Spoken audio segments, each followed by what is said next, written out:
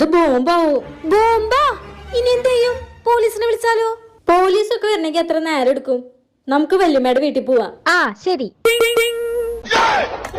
വല്യമ്മ, ഞങ്ങളൊന്ന് സഹായിക്കണം. ഞങ്ങളുടെ വീടിന്റെ മുന്നിൽ ആരോ ബോംബിട്ടുണ്ട്. ഒന്ന് വന്ന് നോക്കണം. ഞാൻ വരാം. ആ, നിൽക്ക്. എവിടെയാ ബോംബ്? ദാ അവിടെ. നീ ഇവിടെ നിൽക്ക്, ഞാൻ നോക്കിട്ട് വരാം.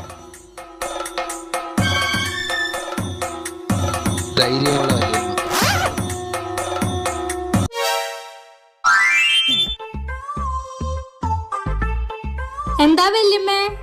ഒന്നുമില്ല. എങ്ങോട്ട് ഈ ബോംബായിട്ട് പോണ്?